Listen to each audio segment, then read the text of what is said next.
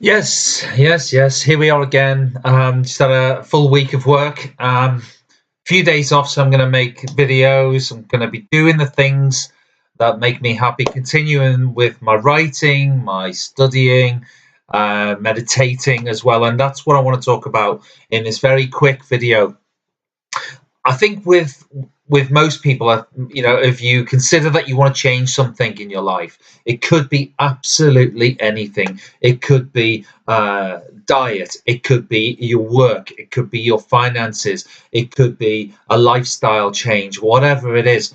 We come to what I think is a point of leverage. It's a point at which we start something, or we stop doing something, or we start something. It's that point at which you're going to propel yourself forward.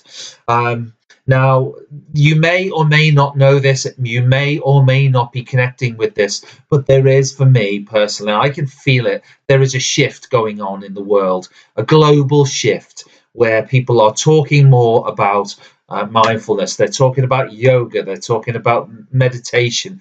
The video that I posted on my timeline and my Turning Points page, indicates that, whatever place it is in the world, people are just sitting down and taking 5 minutes, 10 minutes, 20 minutes, 2 hours out of their day to just still their mind. Now, when it comes to meditation, maybe just a couple of years ago, I was of the opinion that it just wasn't for me.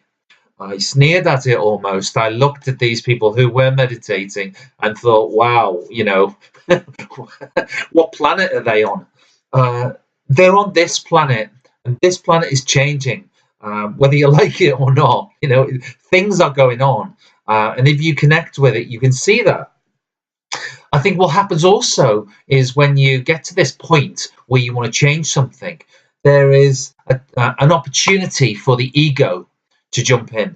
Now, the ego for me is at its best, it's suspicious, and at its worst, it is vicious. It is looking for an opportunity to say, no, that's not for you. Exercise is not for you. Diet change is not for you. It wants to separate us out. And when a shift is happening and a lot of people are getting involved with something, the ego is quite happy to jump in there and say, no, you need to be separate from that. That's not for you. And a lot of people do fail as a result of that when they do some kind of change. You know what happens, a dry January, or a New Year's resolutions last till about the 15th.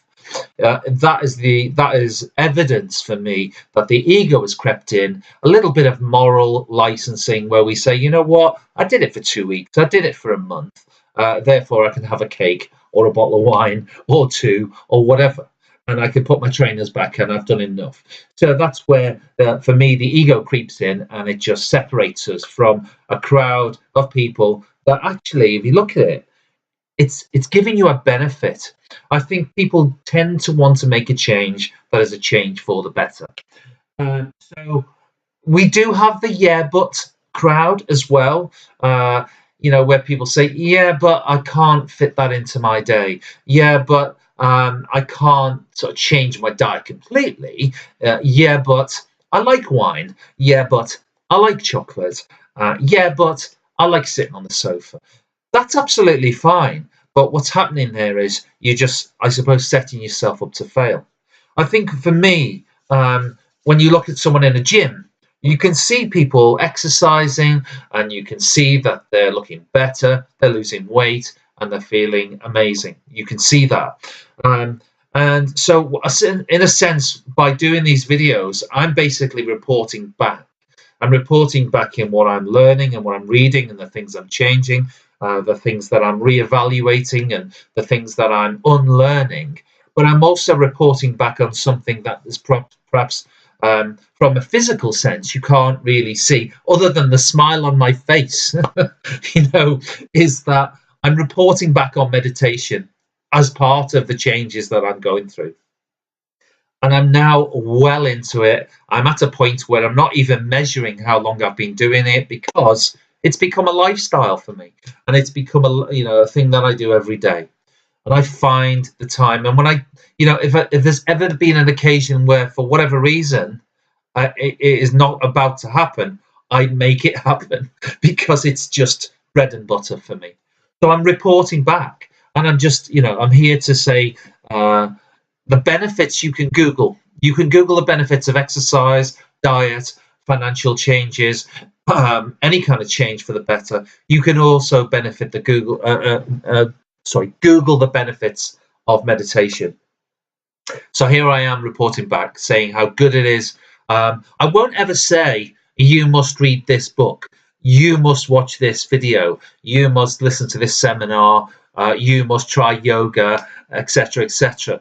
And the same goes for meditation. It really is a personal choice.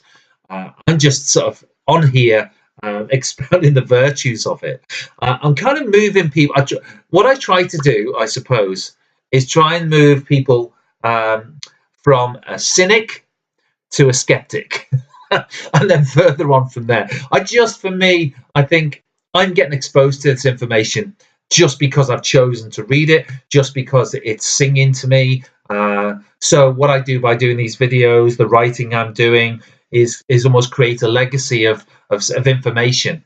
Where someone can dip in and say, you know what, I might try that. I like that affirmation. I like the idea. I like the smile on his face. It really is, for me, a massive, massive benefit. I take 20 minutes out of my day and I sort of still my mind. You can see the video that I posted on my timeline. You can see the video I also put on my Turning Points page. There are people doing it.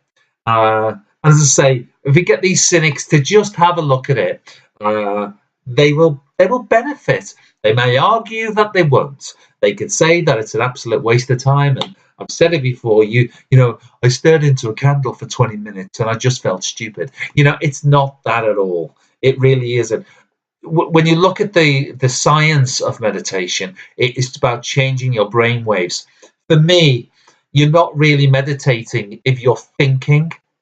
If you're thinking, right, that's been 10 minutes, right, what am I going to do for tea? Right, I'll keep my eyes closed a little. What was that noise? Who was that going past? That's not meditating. That is, and I've mentioned it before, the chatter level. That is the level that your brain is at all the time.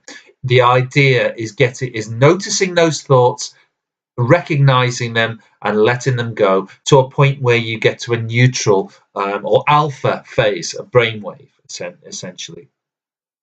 That's when you really start reaping the benefits. I've come out of meditations and I've answered the phone or I've spoken to someone and they think I'm high and it gives me that sense of euphoria. However, having said that, I'm not here to push it. I'm just asking you to try it in a very, very gentle way. So, yes, I'm reporting back. And my report is that it's fantastic. You might like to try it.